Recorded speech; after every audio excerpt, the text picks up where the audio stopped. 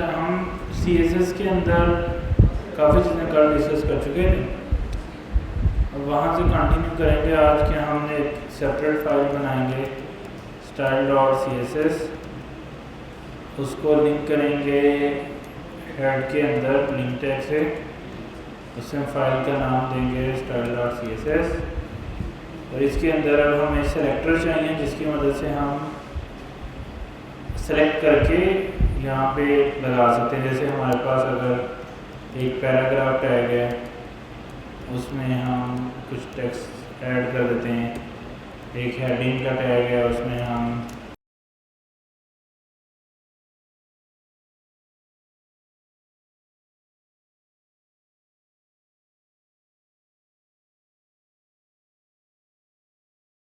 ये हम कर सकते हैं, उसमें हेडिंग लगा दी, पैराग्राफ लगा दिया। अब वो लाइन कर लेते हैं। ये हमारे पास पैराग्राफ और हेडिंग आ रही है। हम चाहते हैं कि इन दोनों के ऊपर कलर अप्लाई करें। इनका कलर लेट्स सपोज रेड कर दें। तो हम क्या करेंगे, H1 और उसका कलर कर देंगे रेड। इसी तरह T के टैग को एक्सेस करेंगे और उसका कलर भी क्या कर देंगे, रेड। तो ये दोनों हमें रेड नज़र आने लग गए हैं। लेकिन हमें सेम काम को करने के लिए कोड को डुप्लीकेट करना पड़ा है 2 दफ़ा। तो इसका एक ईजीएस्ट सोल्यूशन ये है कि हम जब अगर एक सेम स्टाइल एक से ज़्यादा टैग के ऊपर अप्लाई करना होता है तो हम क्या कर सकते हैं, H1 कॉमा फिर दूसरे टैग का नाम, H1 और कॉमा दूसरा टैग। तो अब ये दोनों टैग सेलेक्ट करेगा, मतलब सेम स्टाइल H1 पे भी अप्लाई करेगा, same style T tag paragraph पे भी अप्लाई करेगा। सही है, इतनी समझ आ गई आपको? अच्छा, अब हमने नेक्स्ट क्या करना है कि अगर हमने ये स्टाइल मतलब हम नहीं चाहते हैं कि टैग नेम से सिलेक्ट करें, तो हमारे पास अल्टरनेटिव ऑप्शन है कि हम आईडी दे दें। ऐसे ही है ना, जैसे इसको हम हेडिंग दे दें, इसको आईडी पैरा दे दें। लेकिन आपको पता है कि हम एक ही आईडी के ऊपर सेम स्टाइल अप्लाई नहीं कर सकते ना, हमें 2 टाइम ज़्यादा आईडीज को टारगेट करना पड़ेगा। उसके साथ हमारे पास एक और एट्रीब्यूट है दैट इज कॉल्ड क्लास। अगर हम एक से ज़्यादा डिफरेंट टैग्स के ऊपर सेम स्टाइल अप्लाई करना चाहते हैं, आईडी चूँकि एक ही टैग पे अप्लाई हो सकती है, लेकिन क्लास एक ऐसा एट्रीब्यूट है जो मल्टीपल टैग पे सेम अप्लाई हो सकता है। जैसे आप सब बच्चों की सेम क्लास है, इसी तरह कोई दूसरा सेक्शन है उनकी सेम क्लास होगी, तो ज़्यादा लोगों की सेम क्लास हो सकती है, लेकिन आईडी हर बंदे की यूनिक होती है, जैसे रोल नंबर। तो इसको हम क्लास कहते हैं, मे बी टेक्स्ट कलर, ऐसे हमने इस क्लास का नाम रख दिया। इसके ऊपर भी हम सेम क्लास अप्लाई कर सकते हैं, टेक्स्ट कलर। तो इन दोनों पे हमने इस पे भी टेक्स्ट कलर और इस पे भी टेक्स्ट कलर करके कलर हमने इस पे अप्लाई कर दिया। अब इसका फ़ायदा क्या है, हमारे पास ऐसे जो है वो अभी तो चूँकि वो रेड ऑटोमेटिकली हो रहे हैं क्योंकि हमने इससे किया। अब इस अगर हमने क्लास के ऊपर कोई स्टाइल अप्लाई करना होता है तो प्रॉपर्टी ये ब्रैकेट्स लगाएंगे ताकि कितनी प्रॉपर्टीज उस पर अप्लाई करनी है। अगर क्लास को टारगेट करना हो तो हम डॉट से करते हैं, डॉट क्लास का नाम। तो क्लास का नाम क्या है, टेक्स्ट कलर। तो इससे क्या होगा, दोनों टैग के ऊपर सेम कलर अप्लाई हो जाएगा। अगर हम इवन कलर चेंज भी करते हैं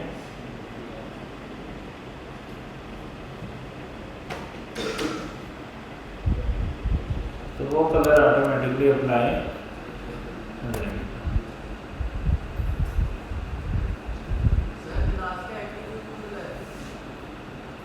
क्लास का एट्रीब्यूट क्यों लगाया?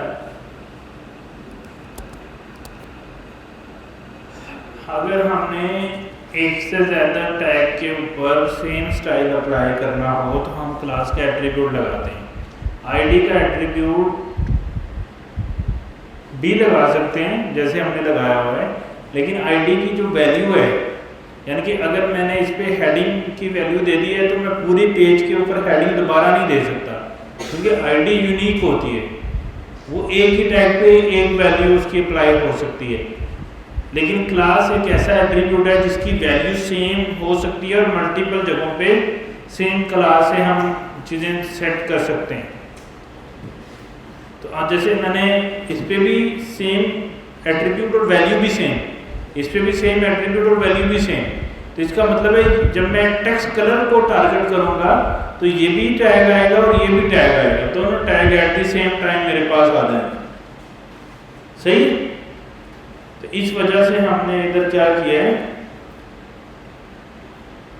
क्लास का एट्रीब्यूट लगाया रेदर देन आईडी, क्योंकि H1 था, P कैटेगरी डिफरेंट थी टैग्स की, तो उनको अगर टारगेट करना है तो हम इस तरह से टारगेट करेंगे। और भी टैग हो सकते हैं जिनको हम ऐसे टारगेट करना चाहते हैं, कलर्स वगैरह देने के लिए, जैसे लिस्ट है कुछ, उनके ऊपर भी सेम क्लास और सेम वैल्यू पास हो सकती है। तो ये हमें आउटपुट उसकी नज़र आ रही है। टारगेट करने के लिए फ़र्क ये है कि अगर हमने आईडी को टारगेट करना होता है तो हम हमेशा हैश से शुरू करते हैं, अगर क्लास को टारगेट करना है तो फिर डॉट से शुरू करते हैं। ये फ़र्क है, बाकी सारी चीज़ें ऑलमोस्ट सेम है। तो अगर हमने आईडी को टारगेट करना है हैश से शुरू करना है, अगर हमने क्लास को टारगेट करना है तो डॉट से शुरू करना है। बाकी चीज़ें जो हैं वो एग्जैक्ट सेम है जो हमने कल भी डिस्कस किया था, ये RGB कलर कैसे देना है, प्रॉपर्टी क्या है और बाकी चीज़ें। सही। अच्छा, उसके अलावा हमारे पास क्या तरीका है कि अब हमने कितने सिलेक्टर डिस्कस कर लिए हैं, by tag name selector, by ID selector और बाय क्लास नेम सिलेक्टर। कि हम क्लास का नाम देते हैं, आगे उसके अंदर जब स्टाइल लिखते हैं तो हम सारी चीज़ें उसकी आ जाती हैं। तो ज़्यादातर हम क्लास नेम सिलेक्टर इस्तेमाल करते हैं। टैग नेम के अंदर और भी आ सकते हैं टैग, जैसे ए का टैग है, इसको टारगेट कर लें, बटन का टैग है उसको टारगेट कर लें, इनपुट का टैग है उसको टारगेट कर लें, जो भी टैग है उसके नाम से हम उसको टारगेट कर सकते हैं। लेकिन क्लास और एट्रीब्यूट, क्लास या आईडी के केस में हमें पहले टैग के ऊपर वो एट्रीब्यूट लगाना पड़ेगा, फिर हम उसको यहाँ पे टारगेट कर सकते हैं, क्योंकि वो एग्जिस्ट कर रहा होगा तो हम उस पर कोई CSS अप्लाई करें।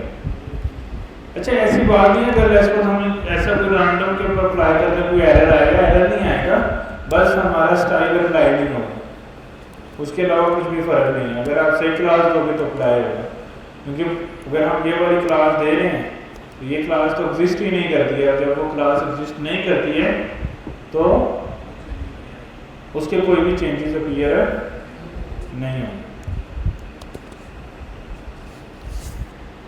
All good. तो अच्छा, अब इसके अलावा हमारे पास आईडी है और ये हमारे पास जो है वो पैराग्राफ शो हो गया, उसका कलर चेंज हो रहा है। अब ज़्यादातर जो हम क्लासेस का इस्तेमाल सबसे ज़्यादा करते हैं, क्योंकि क्लासेस के ऊपर ये रिस्ट्रिक्शन नहीं है कि ये सिर्फ एक ही टैग पे अप्लाई हो सकता है, ये मल्टीपल टैग के ऊपर सेम क्लास अप्लाई हो सकती है। तो इसलिए सबसे ज़्यादा हम क्लासेस सेलेक्टर का इस्तेमाल करते हैं CSS के अंदर। तो जब अगर आप किसी का प्रोजेक्ट भी देखोगे तो उसमें आपको सबसे ज़्यादा क्लासेस नज़र आएंगी, इसने बहुत सारी क्लासेस बनाई होंगी। ये क्लासेस मोर कन्वीनियंट है। टैग नेम से हम नहीं करते हैं क्योंकि इतने हज़ारों के हिसाब से टैग होते हैं, तो कौन सा स्टाइल किस टैग पे अप्लाई करना है या नहीं करना है, ऐसे नहीं होता है। हम ज़्यादातर काम किस तरह करते हैं, हम क्लासेस बनाते हैं, उस क्लासेस की मदद से फिर स्टाइल परफॉर्म करते हैं, स्टैंडर्ड क्लास की मदद से चलते हैं। तो अब भी हम भी क्लासेस ही ज़्यादा इस्तेमाल करेंगे। अच्छा जी, टेक्स्ट कलर हमने देख दिया, कलर की प्रॉपर्टी चेंज कर दी। अब हम एक और प्रॉपर्टी लगाएंगे यहाँ पे, दैट इज कॉल्ड कलर के साथ। ये जो टेक्स्ट हमें यहाँ पे नज़र आ रहा है ना, इसका डिज़ाइन कैसे, मतलब अभी इसका जो स्टाइल है वो कैसे काम कर रहा है, कि ये टेक्स्ट किस तरह से नज़र आएगा, इसकी क्या डेफिनेशन है, वो हमारे पास नहीं है अभी। मतलब ये भी स्ट्रेट फॉरवर्ड नज़र आ रहा है ना इस तरह से, लेकिन अगर हमने इसको टेढ़ा करना है या इसको अपनी मर्ज़ी से किसी भी तरह डिफरेंट स्टाइल के अंदर हमें दिखाना है, तो उसके लिए हमारे पास एक प्रॉपर्टी होती है, that is called font family. That is called font, क्योंकि अब दो वर्ड आ गए हैं, दरम्यान में क्या आएगा, हाइफन। Font family. अच्छा, फ़ॉन्ट फैमिली की जो की है उसकी तो समझ आ रही है कि ये जो इसकी स्टाइल है ना, इसको चेंज करना, लेकिन ये फ़ॉन्ट काम कैसे करता है, इसकी जो वैल्यू है वो क्या हो सकती है, उस पर हम थोड़ी डिस्कशन करेंगे ताकि आपको फिर उसकी क्या पॉसिबल वैल्यूज़ हो सकती हैं वो समझ आ जाए। सिस्टम के अंदर जो टेक्स्ट हम लिखते हैं या राइट करते हैं, जहाँ हमें नज़र आ रहा होता है, ये बाय डिफ़ॉल्ट स्टैंडर्ड कुछ फ़ॉन्ट्स होते हैं सिस्टम में, उनकी बेस पे हो रहा होता है। अक्सर अगर आप सी ड्राइव में जाएँ ना, विंडो फ़ॉन्ट फोल्डर, अक्सर आप सी ड्राइव में जाएं तो वहाँ पे आपको इस पाथ के ऊपर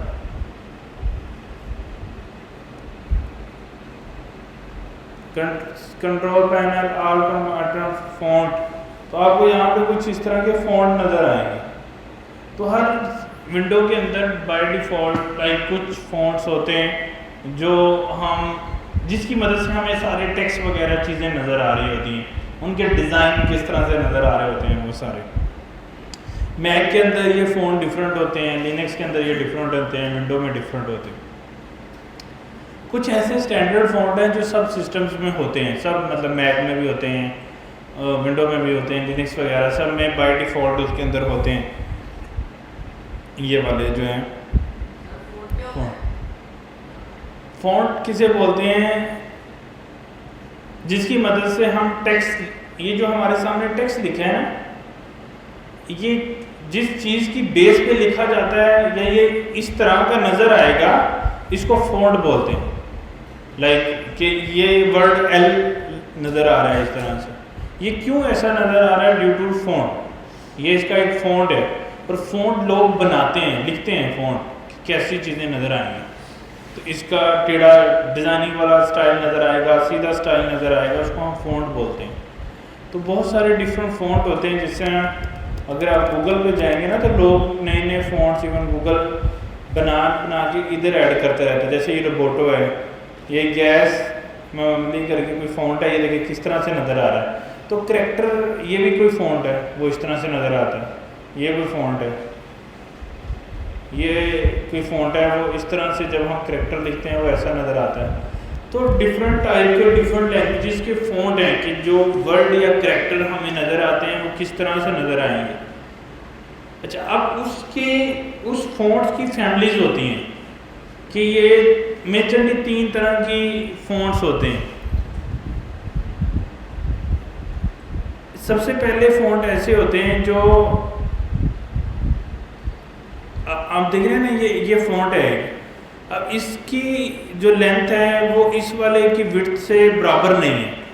अगर आर देखें तो वो इन दोनों से छोटा है, अगर ई देखें तो वो इनसे छोटा है, अगर एम देखें तो वो ज़्यादा स्पेस कंटेन कर रहा है, अगर ये कॉमा देखें तो वो कम स्पेस कंटेन कर रहा है।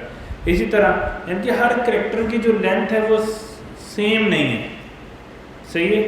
अच्छा, एक तो ये डिफरेंस है। कुछ ऐसे फ़ॉन्ट्स होते हैं जिनके अंदर ये हर करैक्टर की जो विड्थ है वो सेम होती है, वो एक फैमिली है फ़ॉन्ट्स की। फिर कुछ ऐसे फ़ॉन्ट्स होते हैं जो जिनके कॉर्नर जो है ना वो शार्प होते हैं। जैसे ये आई थोड़ा सा बाहर निकला हुआ है ना, जैसे ये एस है, इसके जो कॉर्नर है वो शार्प है, ये थोड़े थोड़े शार्प। ये यू का ये थोड़ा बड़ा हुआ है आपस में आगे।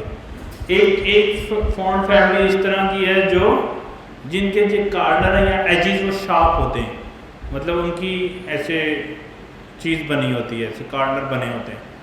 और एक ऐसे फ़ॉन्ट होते हैं जो बिल्कुल सीधे होते हैं, जिनके उनके एजेस नहीं होते हैं, उसके कॉर्नर नहीं होते। तो ये 3 तरह के मेजरली फ़ॉन्ट सिस्टम के अंदर अप्लाई होते हैं। अच्छा, जब हम इधर फ़ॉन्ट लिखते हैं उसमें हमारे पास ये तीनों तरह के फ़ॉन्ट आते हैं। जैसे जो बिल्कुल इक्विवेलेंट स्पेस लेते हैं उनको हम मोनो स्पेस बोलते हैं, मोनो स्पेस फ़ॉन्ट।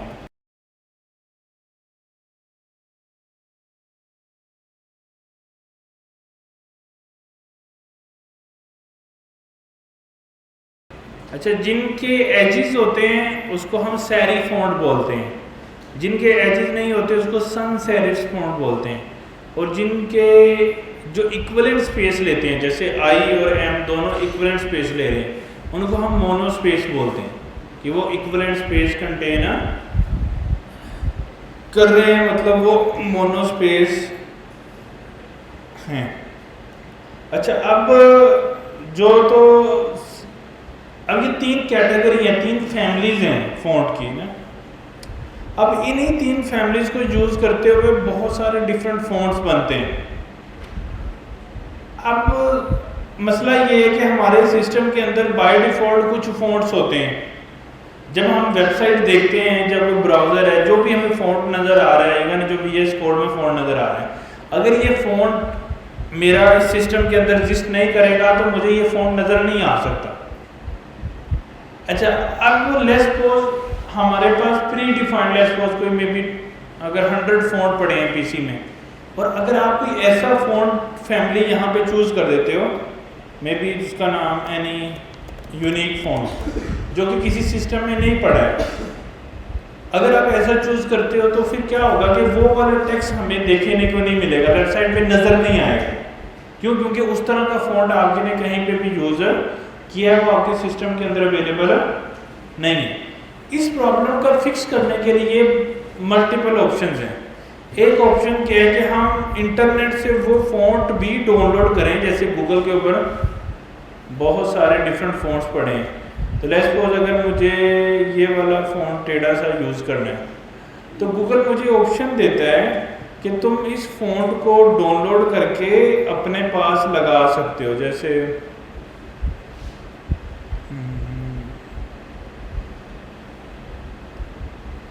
इसकी विड्थ वगैरह सेट करके गेट फ़ॉन्ट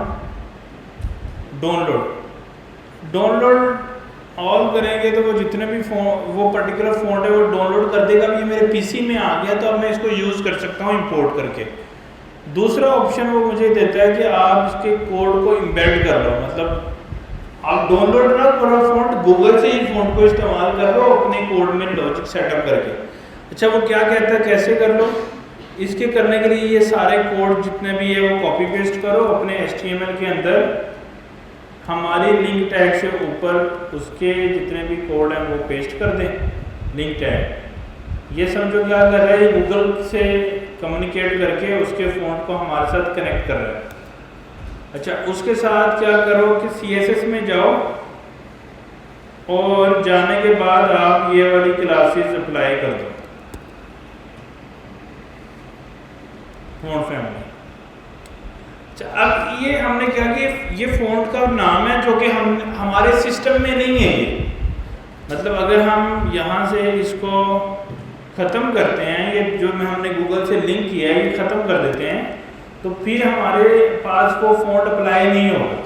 लेकिन अगर हम इसको अनकमेंट करते हैं तो फिर ये अप्लाई होगा। क्यों? क्योंकि वो गूगल से वो फ़ॉन्ट उठाएगा। लेकिन अगर आपने देखा होगा कि अगर हम ये वाला फ़ॉन्ट उसको नहीं भी देते तो स्टिल वो टेक्स्ट शो कर रहा था। वो क्यों? हम कह रहे थे कि ये कोई फ़ॉन्ट है, इसको यूज़ करना है, अगर ये नहीं मिलेगा तो कोई भी sans serif जो इस सिस्टम में पड़ा है वो लगा दो। अब sans serif तो एक कैटेगरी है ना, तो sans serif में कोई भी ऐसा फ़ॉन्ट जिसके कार्नर में एजेस होते हैं वो वाला फ़ॉन्ट लगा दो। अगर हम इसको कह देंगे कि तुम कोई भी मोनोस्पेस फ़ॉन्ट लगा दो, तो अगर उसको वो नहीं मिलेगा तो वो कोई भी मोनोस्पेस फ़ॉन्ट लगा दे। अगर हम कह देंगे कोई भी सेरिफ लगा दो, अगर उसको नहीं मिलेगा तो वो कोई भी सेरिफ फ़ॉन्ट लगा दे। समझ आई है? हाँ, कोमा लगाने के बाद। उसकी रीज़न क्यों है? क्योंकि अगर ये वाला फ़ॉन्ट नहीं चलता तो फिर तो बिल्कुल ही टेक्स्ट नज़र नहीं आएगा। तो इसलिए उन्होंने ऑप्शन दिया कि कोमा लगा के दूसरा फ़ॉन्ट दे दो, फिर कोमा लगा के तीसरा, ताकि अगर पहला नहीं मिलेगा तो दूसरा मिल जाए, दूसरा नहीं मिल जाए। और जो एंड वाला होता है ना हमेशा, वो क्या होता है, जैसे हम यहाँ पे कह देंगे रोबोटो, जैसे टाइम न्यू रोमन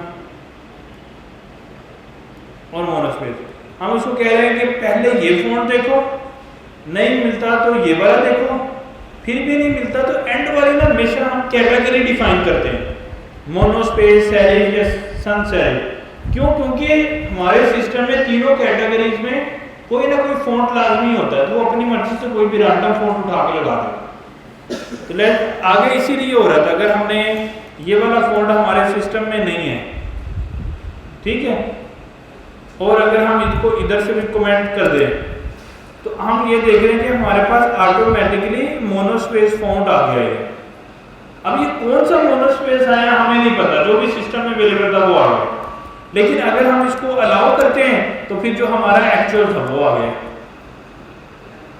तो अगर उसको सिस्टम में वो फ़ॉन्ट नहीं मिलेगा या आपने इंटरनेट से उसका कोई लिंक नहीं दिया हुआ फ़ॉन्ट का, तो वो बाय डिफ़ॉल्ट उस कैटेगरी का कोई भी फ़ॉन्ट लगा देगा। लिंक कैसे करना है, जो हमारी CSS है ना, इससे पहले उसकी ये 3 लिंक है, ये बस आपने कॉपी कर देना उससे पहले। तो ये मिलेंगे कहाँ से, जब गेट फॉन्ट और ये 3 है यहाँ कॉपी करेंगे। हाँ जी, हाँ उससे पहले जिस पेज पे भी अप्लाई करना है उधर जाके लिंक पेस्ट कर देंगे तो वो फॉन्ट आ जाएगा। तो ये कस्टम फॉन्ट कैसे लगाना है वो तरीके हैं कि अगर कोई बंदा कहता है यार कि बाय डिफ़ॉल्ट फ़ॉन्ट तो आ रहे हैं, लेकिन तुम वो गूगल से कोई फ़ॉन्ट पसंद कर लेते हैं, और यहाँ पे बहुत सारे डिफरेंट फ़ॉन्ट है, वो कहता है यार मुझे ये वाला फ़ॉन्ट जो है ना ये अच्छा लग गया, और ये लगा तो गेट फॉन्ट एम्बेड, ये वाली 3 लिंक कॉपी करेंगे, सिंपली यहाँ पे आके इनको रिप्लेस कर देंगे।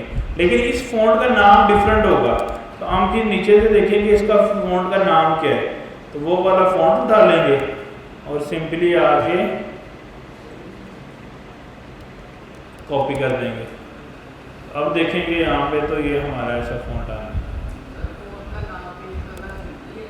हाँ देखो, नाम नहीं करोगे, जैसे अगर हम कोई नाम नहीं करेंगे यहाँ तो उसको कैसे पता लगेगा कि उसने कौन सा फ़ॉन्ट अप्लाई करना है, फिर तो वो सादा फ़ॉन्ट जो पहले अप्लाई करा था वही कर देगा। तो नाम देंगे तो उसको पता लगेगा कि ये अब इतना ये अजीब सा फ़ॉन्ट कौन सा है, उसका नाम हमें यहाँ गूगल से पता लगेगा। ये फ़ॉन्ट फैमिली आगे उसका नाम दिया होगा, तो हम ये वाली लाइन यहाँ से कॉपी करके पेस्ट कर देंगे वहाँ पे। सही है, फ़ॉन्ट फैमिली की समझ आ गई क्या है, और कितनी कैटेगरी के फ़ॉन्ट्स होते हैं, फ़ॉन्ट फैमिलीज होती हैं, कौन कौन सी, मोनोस्पेस, सेरिफ कौन से फ़ॉन्ट होते हैं, जिनके एजेस होते हैं, और sans serif जिनके एजेस नहीं होते, और मोनोस्पेस। जब भी हम कोई यूनिक फ़ॉन्ट लगाते हैं तो एंड पे क्या करते हैं, फिर एक जो यूनिक फ़ॉन्ट का नाम, फिर कॉमा, फिर कोई कैटेगरी डिफाइन कर देते हैं। उसका फायदा क्या होता है, अगर ये फ़ॉन्ट नहीं मिलेगा तो उस कैटेगरी में से सिस्टम में जो भी फ़ॉन्ट अवेलेबल होगा वो लगा देगा। क्यों, क्योंकि जरूरी नहीं है ना कि अगर ये फ़ॉन्ट उसको नहीं मिलता तो वो फिर, चूंकि हमने कैटेगरी में तो सेरिफ तो बहुत सारे सेरिफ फ़ॉन्ट हो सकते हैं, बहुत सारे sans serif फ़ॉन्ट भी हो सकते हैं, और बहुत सारे मोनोस्पेस फ़ॉन्ट्स भी हो सकते हैं। तो उनमें से कोई भी एक फ़ॉन्ट उठा के वो सिंपली लगा देगा। सही, फ़ॉन्ट फैमिली की प्रॉपर्टी का मतलब समझ में आ गया। अच्छा, उसके बाद हमारे पास है फ़ॉन्ट साइज। ये मैंने कल भी वैसे बताया था, उसकी मदद से क्या होता है, फ़ॉन्ट को हम छोटा बड़ा दिखाना हो, ये तो बहुत बड़ा फ़ॉन्ट मैंने कर दिया,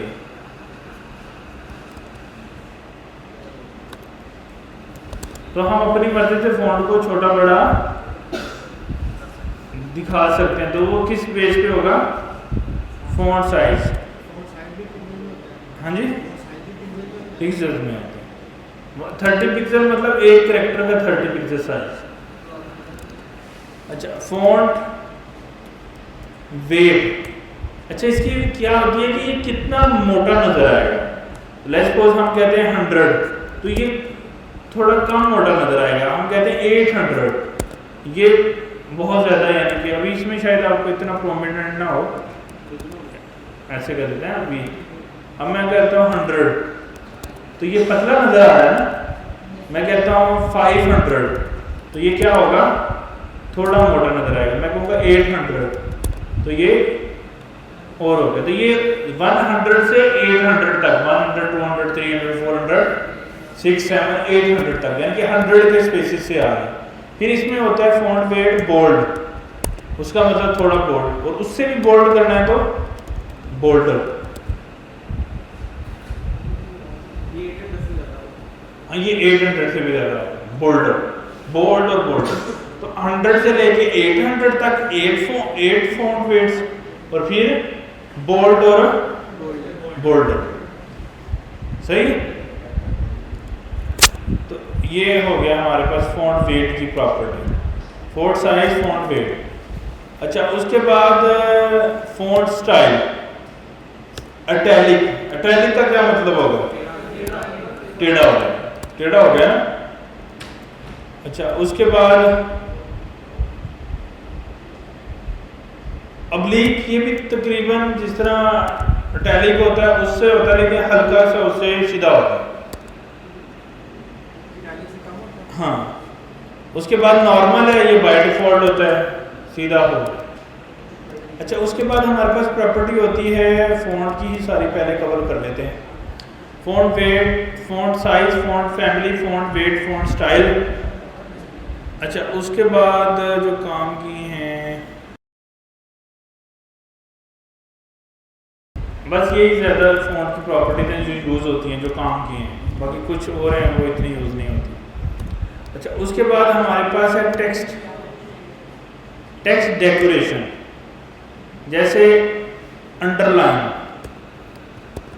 तो ये क्या करेगा, नीचे अंडरलाइन, टेक्स्ट डेकोरेशन की प्रॉपर्टी है अंडरलाइन।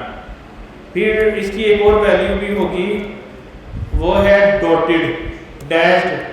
ये क्या करेगा, सॉरी ओवरलाइन, ऊपर लगा देंगे। उसके बाद लाइन थ्रू, सेंटर में काटने वाला है वो लाइन थ्रू हो जाएगा। तो टेक्स्ट डेकोरेशन अंडरलाइन, ओवरलाइन और लाइन थ्रू। अच्छा उसके बाद हमारे पास क्या होगा,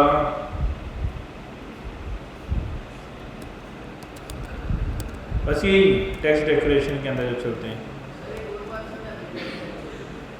अगर हमने CSS HTML में ना 2 टैग हमने पढ़े थे, आई का टैग वो क्या करता है, इटैलिक करता है, और एक पढ़ा था यू का टैग, वो क्या करता है। अगर वही काम हमने CSS से करना हो तो कैसे करते हैं, उसके लिए प्रॉपर्टी है फॉन्ट स्टाइल। अगर हमने इटैलिक करना तो उसके लिए क्या प्रॉपर्टी है, फॉन्ट स्टाइल। और अगर हमें अंडरलाइन करना हो CSS से तो उसके लिए प्रॉपर्टी है टेक्स्ट डेकोरेशन। उसके लिए क्या प्रॉपर्टी है, उसमें हमारे पास अंडरलाइन करके उसकी वैल्यू आती है। तो इसकी वैल्यू है, 3 वैल्यूज है, अंडरलाइन, ओवरलाइन और लाइन थ्रू। अंडरलाइन नीचे लाइन आएगी, ओवरलाइन ऊपर आएगी, और लाइन थ्रू सेंटर में लाइन है। सही। तो वो हमने कर दिया। अब ये इटैलिक भी है और अंडरलाइन भी आ रहा है क्योंकि हमने वो लगाया। अच्छा उसके बाद हमारे पास टेक्स्ट के अंदर वैल्यू होती है टेक्स्ट अलाइन।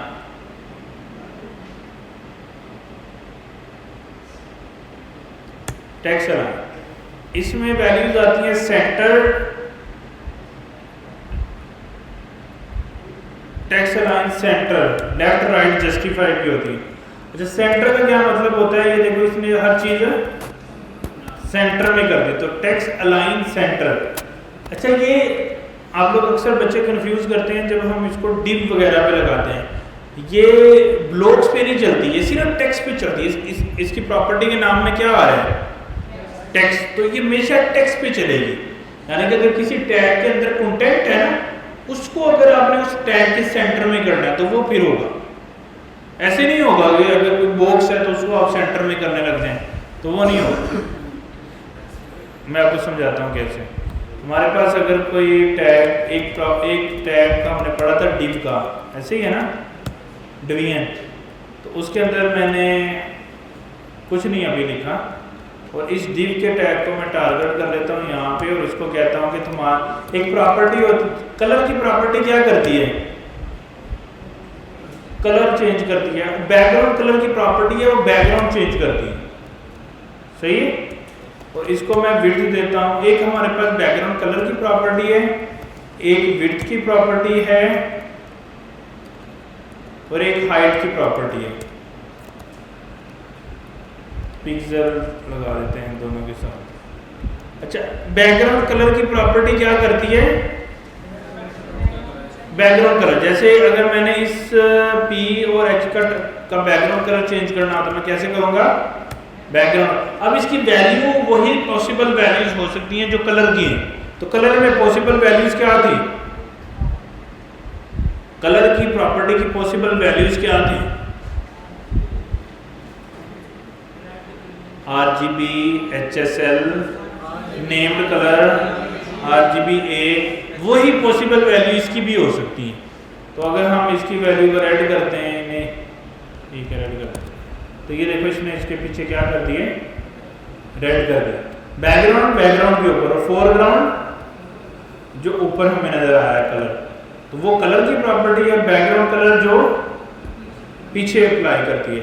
तो मैंने डिव के ऊपर एक बैकग्राउंड कलर लगा दिया है। अब विड्थ और हाइट, मैं किसी भी टैग की विड्थ हाइट सेट कर सकता हूँ, कितनी होगी? अच्छा, बाय डिफॉल्ट विड्थ कितनी होती है? 100%। जो ब्लॉक लेवल टैग है उनकी विड्थ कितनी होती है? मतलब जितनी स्क्रीन है उतनी विड्थ होती है, ऐसे ही होती है ना। ब्लॉक लेवल इनलाइन की जितना कंटेंट उसके अंदर होता है उतनी होती है। तो 100% विड्थ कंटेन हो जाएगी। और हाइट कितनी होगी? जितना उसमें कंटेंट हो। अभी एक लाइन है तो एक लाइन जितनी हाइट, 2 लाइनें हैं, 4 लाइनें हैं तो उतनी हाइट, जितनी इसकी एक लाइन की हाइट है और इसकी 4 लाइनों की हाइट है, सही। लेकिन आप उसको अपनी मर्जी से तोड़ सकते हो। आप कह सकते हो विड्थ 100%, हाइट 100%, 100 पिक्सल एक्चुअली। तो उससे ये एक डिब्बा सा बन जाएगा। अगर मैं इसकी विड्थ नहीं लगाता, हाइट लगाता हूं, तो वो 100% विड्थ कंटेन करेगा। क्यों? क्योंकि ये ब्लॉक लेवल टैग है, तो ब्लॉक लेवल 100% विड्थ लेता है। तो मैंने इसको छोटा कर दिया, इतना नहीं। अब मैं इसके कहता हूँ, मैं इसको सेंटर में करना चाहता हूँ, तो आप लोगों के जहन में क्वेश्चन आएगा कि टेक्स्ट लाइन है सेंटर। इससे ये सेंटर में नहीं आएगा। क्यों? कि ये टेक्स्ट नहीं है जिसको सेंटर में करना है, ये एक डिब्बा है, बॉक्स है, तो वो ऐसे सेंटर में नहीं आया। तो टेक्स्ट अलाइन की प्रॉपर्टी ओनली टेक्स्ट पे वर्क करती है। जिधर टेक्स्ट हो, जैसे ये टेक्स्ट है, तो इसने उसी डिब्बे के अंदर उसी टैग की जितनी विड्थ है उसके अंदर इसने सेंटर में करनी है चीजें, सही है। तो ये मैंने आपको बता दिया। अब टेक्स्ट अलाइन के अंदर और चीजें भी हो सकती हैं। लेफ्ट, वो लेफ्ट अलाइन कर देगा। राइट, वो क्या करेगा? राइट अलाइन कर देगा। सेंटर, सेंटर कर रहा है। और जस्टिफाई क्या करता है? दोनों साइडों से। पहले ऐसा नहीं था। अगर हम लेफ्ट करें ना, तो आप गौर कीजिएगा, यहाँ से देखो ना छोटी मोट आ रही है। बैकग्राउंड कलर को कमेंट करते हैं, इधर से देखिए ना ऐसे बन रहा है। अगर जस्टिफाई करते हैं फिर वो दोनों साइडें बराबर करता है, सही। तो पॉसिबल वैल्यू टेक्स्ट लाइन की क्या हुई? टेक्स्ट लाइन की possible values left, right, centre और जस्टिफाई। देखो, कुछ ऐसी चीजें हैं जिनकी पॉसिबल वैल्यूज की रेंज है और कुछ हैं जिनकी फिक्स है, लाइक 3, 4, 5। तो जैसे टेक्स्ट लाइन की 4, 5 है, लेकिन कलर की देखें तो उसकी तो रेंज है ना, बहुत बड़ी रेंज है। RGB और 3, 4 कैटेगरीज हैं और उनके अंदर। तो इसी तरह विड्थ जो है, इसकी जो वैल्यू है कुछ भी हो सकती है, 0 से लेके ऑनवर्ड इन्फिनिटी तक, समझ रहे हो। तो विड्थ हाइट तो कुछ भी हो सकती है।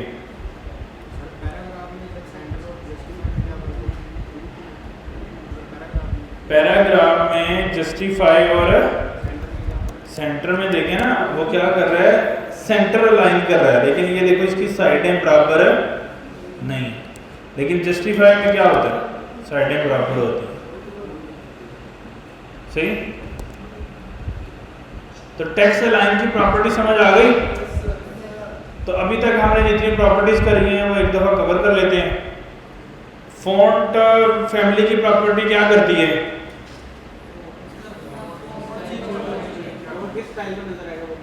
फ़ॉन्ट का स्टाइल किस तरह का होगा? क्या हम कस्टम फ़ॉन्ट लगा सकते हैं? कैसे लगाते हैं? गूगल फ़ॉन्ट पे जाते हैं, जो फ़ॉन्ट पसंद आता है उसको वहाँ से HTML में लिंक करना है और उसका नाम यहाँ पे फ़ॉन्ट। और फ़ॉन्ट की कितनी टाइप्स होती हैं? कौन कौन सी?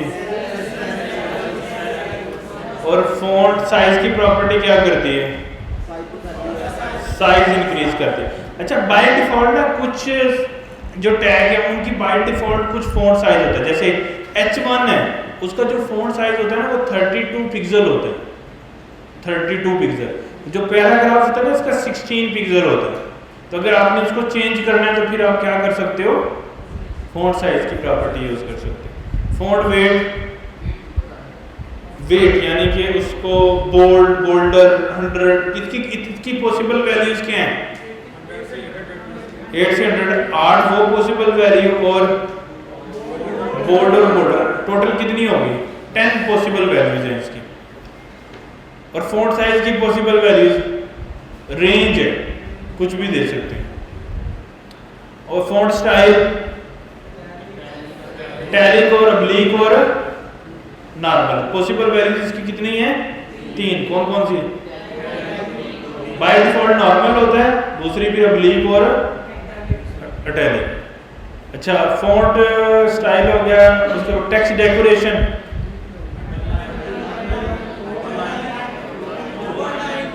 लाइन थ्रू, टेक्स्ट अलाइन,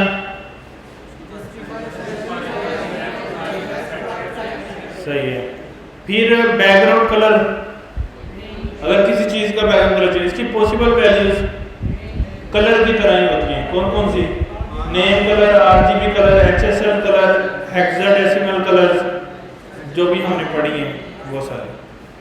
और उसके बाद width, by default block level element की 100% विड्थ होती है और इनलाइन एलिमेंट की जितनी उनकी जगह होती है उतनी। अगर उस विड्थ को चेंज करना हो तो विड्थ की प्रॉपर्टी है, उसकी वैल्यू क्या हो सकती है?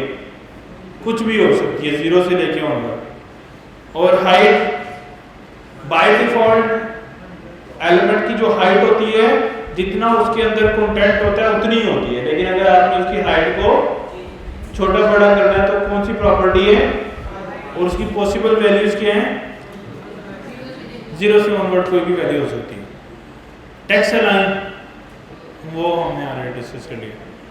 समझ आ गई ना आपको इतनी कि क्या इसका मतलब हो रहा है? अच्छा, उसके बाद हमारे पास टेक्स्ट डेकोरेशन और टेक्स्ट अलाइन हमने पढ़ लिया है।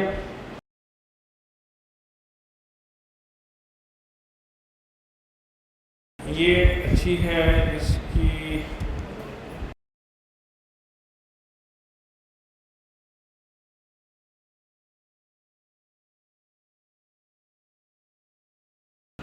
अच्छा, अब ये मैंने डिव एक लगाई है।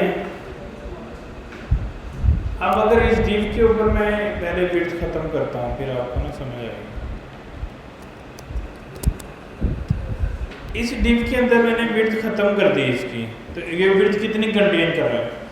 100%। अच्छा, हाइट कितनी कंटेन कर रहा है? लेकिन जितना कंटेंट है उतनी करता है, लेकिन मैंने चूंकि हाइट दी हुई है तो वो ज़्यादा हाइट कर रहा है, 100 पिक्सल हाइट कर रहा है। अगर ख़त्म कर दूँ तो वो जितना कंटेंट है उतनी कर रहा है। अब अगर मैं इसके अंदर जो विड्थ है ना उसको कह दूँ 100 पिक्सल होगा, तो अब वो 100 पिक्सल से ज़्यादा तो बाहर नहीं निकलेगा ना, तो वो नीचे को रैप करना शुरू कर जाएगा। उतनी विड्थ लगेगा लेकिन कंटेंट नीचे नीचे आ जाएगा, तो हाइट इंक्रीज होने लग जाएगी। अगर मैं हाइट को भी फिक्स कर दूँ तो क्या होगा? उस एक डिब्बे में मैंने उसको कह दिया ना तुम्हारा इतनी विड्थ, तुम्हारी इतनी हाइट होनी चाहिए। अब उससे ज़्यादा मैंने उसमें टेक्स्ट डाल दिया तो क्या होगा? ओवरफ्लो हो जाएगा। और जब ओवरफ्लो होगा तो चीज़ें बाहर आ जाएंगी। अच्छा, अब इस प्रॉब्लम को हमें फिक्स करना है कि ओवरफ्लो होने देना है या नहीं होने देना। अगर हम चाहते हैं कि ओवरफ्लो हो तो वो ओवरफ्लो होगा, या दूसरी ऑप्शन हमारे पास ये है कि हम उसको कह सकते हैं कि तुमने टेक्स्ट जो है ना ओवरफ्लो ना हो, बाहर ना निकले, लेकिन अंदर ही स्क्रॉल हो, तो हम क्या बोलेंगे?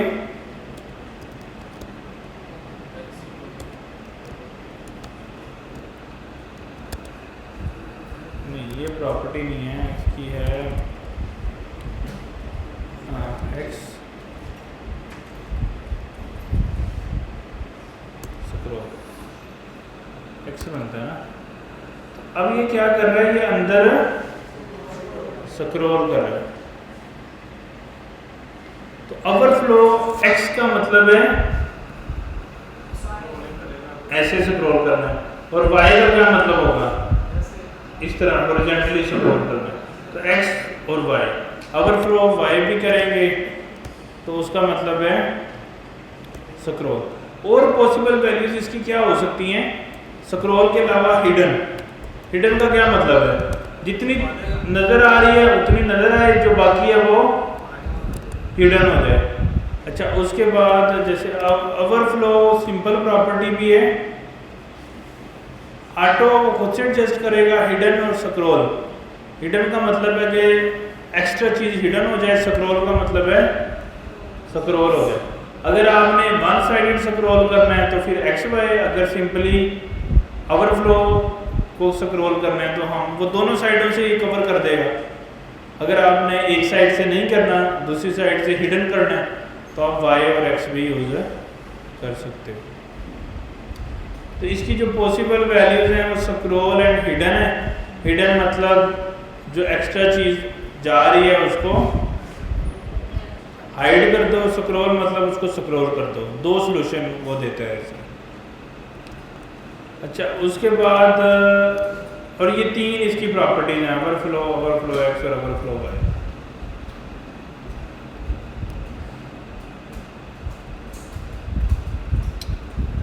अच्छा, अब इसके साथ हम एक और प्रॉपर्टी डिस्कस करेंगे, टेक्स्ट इंडेंट। टेक्स्ट इंडेंट अगर आपको थोड़ा ज़्यादा करके दिखाओ ना, कुछ समझ आएगा। ये क्या कर रहा है? पहली लाइन को थोड़ा सा आगे से शुरू कर रहा है, इंडेंट कर रहा है। तो टेक्स्ट इंडेंट की प्रॉपर्टी क्या करती है?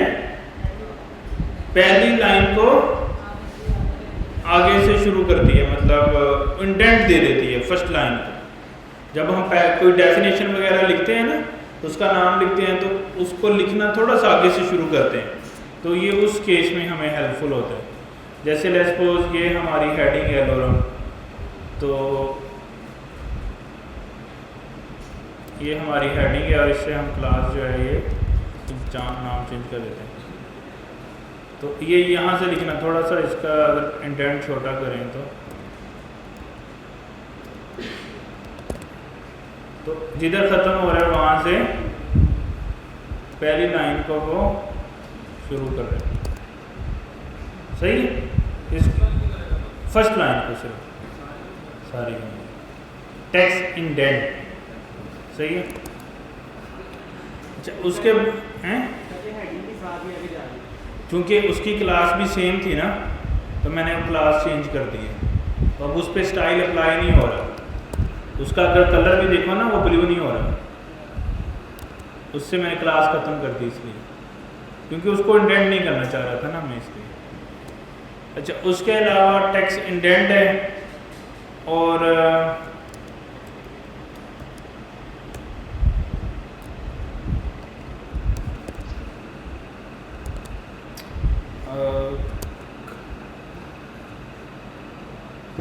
करने का फर्क नज़र आया हमें कुछ?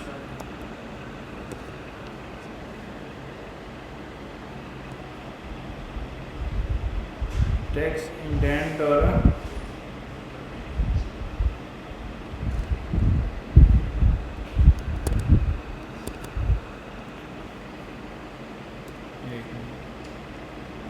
Word spacing. एक वर्ड के अंदर दूसरे वर्ड में कितना फासला होगा, इसको बोलते हैं वर्ड स्पेसिंग। क्या बोलते हैं? Word spacing. तो वो हम सेट कर सकते हैं थ्रू वर्ड स्पेसिंग प्रॉपर्टी। सही है। अच्छा, उसके बाद हमारे पास एक होती है प्रॉपर्टी लाइन हाइट। क्या प्रॉपर्टी होती है? अभी एक लाइन के दरमियान दूसरी लाइन में इतना फासला नज़र नहीं आ रहा है ना, तो लाइन हाइट से हम ये फासला इंक्रीज कर सकते हैं। अब दोनों में ज़्यादा फासला नज़र आ रहा है ना पहले से, तो ये लाइन हाइट की प्रॉपर्टी है। उसके बाद हमारे पास प्रॉपर्टी है वर्ड लेटरल स्पेसिंग।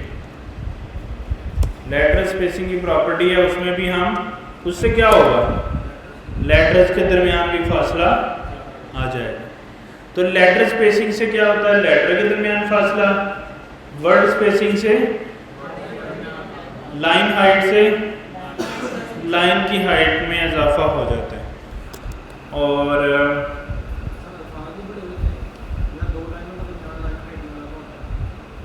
नहीं, अल्फाज तो उतने ही रहते हैं, दो लाइनों के दरमियान ये वाली अंदर वाली स्पेस जो वाइट है ये ज़्यादा होगी। अगर मैं इसको बंद करूं तो आप देखिएगा, सॉरी लेटर स्पेसिंग में लाइन हाइट को, ये देखो करीब करीब है, इसको करें तो नज़दीक नहीं।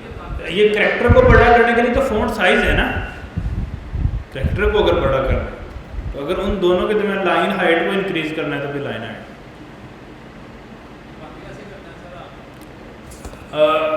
इसको कमेंट करना बोलते हैं। कमेंट क्या होता है कि उस चीज़ का अफेक्ट ना आए स्क्रीन पे नज़र, तो कंट्रोल फॉरवर्ड स्लैश दबाएं तो कमेंट हो जाता है, दोबारा दबाएं तो कमेंट हो जाता है। हाँ, उस पर आ जाते हैं। मैं ज़रा टेक्स्ट वाली सोच रहा था कि टेक्स्ट वाली सारी प्रॉपर्टीज़ जो है ना वो पूरी हो जाए। इसके अलावा टेक्स्ट में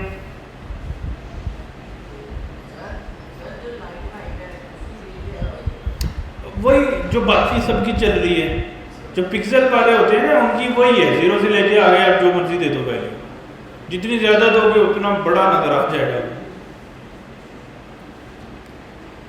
अच्छा, इसके अलावा हमारे पास टेक्स्ट के ऊपर कोई और फॉन्ट फैमिली कर लिया, weight, style, decoration, align, overflow, indent, word spacing, line height, letter spacing. हाँ, टेक्स्ट शेडो करके प्रॉपर्टी होती है।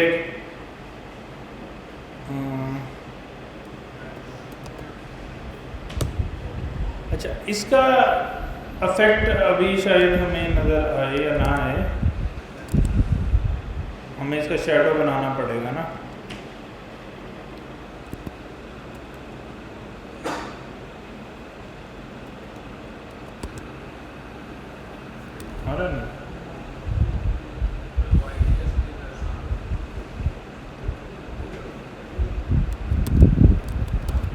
अभी हल्का सा आ रहा है, अंडरलाइन को कमेंट करेंगे शायद फिर नज़र आए। किधर है अंडरलाइन? और इसको 5 पिक्सल कर दें। आ रहा है शेडो? नहीं, एक्चुअली वो शेडो है क्योंकि मैंने इसको हिला दिया ना ज़्यादा, तो इसलिए वो ऐसा नज़र आ रहा है। सी के नीचे सी लिखा हो, तो अगर वो करीब करीब रखें तो उसको वो हल्का सा फिर शेडो टाइप फील होता है। देख रहे हो आप? अगर आप उसको ज़्यादा हिला दोगे इसकी जगह से तो वो फिर ज़्यादा करैक्टर नज़र आएंगे। अक्सर ऐसे भी हमें नज़र आ रहे होते हैं वर्ड ना, थोड़े हिले हुए अपने आप पे, उसके नीचे फिर वर्ड होते हैं, वो चीज़ है ये। अच्छा, उसके अलावा टेक्स्ट शेडो की प्रॉपर्टी भी देख ली, वो मेरे ख्याल से यही है प्रॉपर्टीज़। हाँ,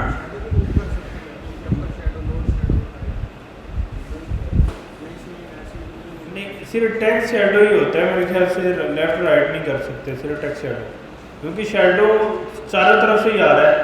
वो फिर ये नंबर है ना, जिस तरह मूव करना है, वो इधर करना है, माइनस में वैल्यू देनी है, प्लस में देनी है, कम वैल्यू देनी है, ज़्यादा। अगर हम 1 दे रहे हैं तो वो मिनिमल सा नज़र आ रहा है, 10 5 दे रहे हैं तो वो ज़्यादा नीचे को नज़र आ रहा है, माइनस देंगे वो उधर को जाएगा। इस तरह फिर इसको प्ले कर सकते हैं। और कलर दे सकते हैं अपनी मर्ज़ी से, जिस कलर का शेडो प्रोड्यूस करना है। अच्छा, उसके अलावा यहाँ पे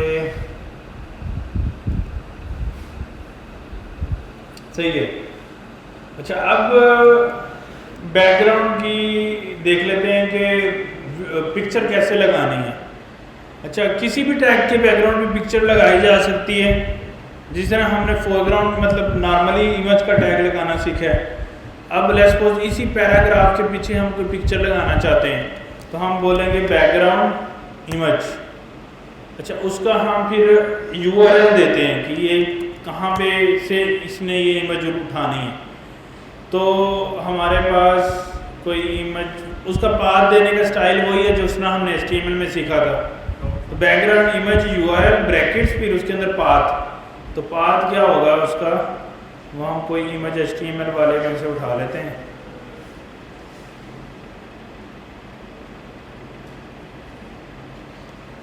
ये वाले ही लगा लेते हैं।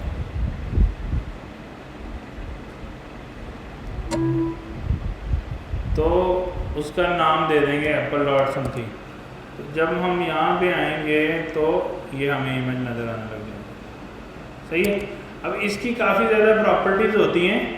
जैसे बैकग्राउंड इमेज है तो बैकग्राउंड इमेज पोजीशन, इसको आपने कहाँ पे रखना है, इसकी पोजीशन मतलब वो सेंटर होगी या लेफ्ट लाइन होगी, राइट, किस तरह से हम उसकी पोजीशन सेट कर सकते हैं। फिर बैकग्राउंड रिपीट, आप इसको रिपीट करना चाह रहे हैं या नो रिपीट करना चाह रहे हैं। नो रिपीट में अगर रिपीट कर देंगे तो जिधर वो ख़त्म हो जाएगी वहाँ पे वो अगेन रिपीट होना शुरू हो जाएगी।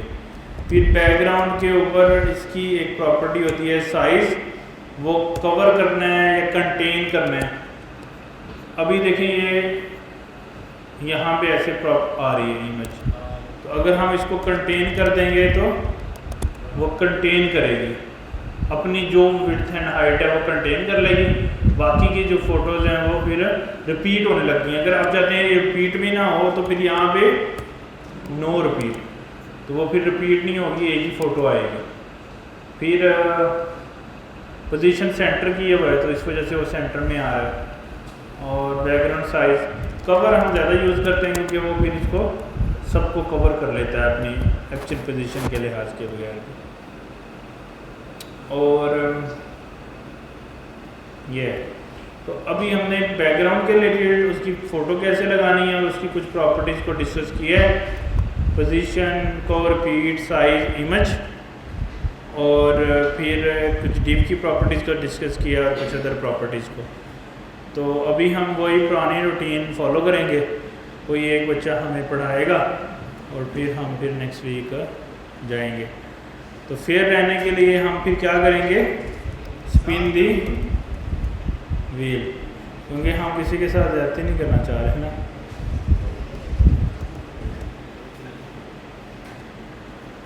तो कितनी रोज हैं?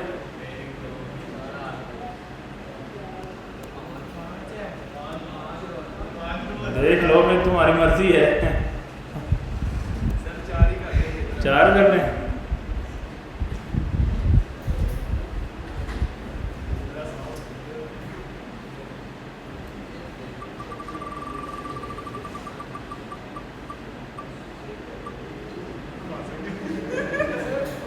वन, टू और 3। कितनी रोज हैं?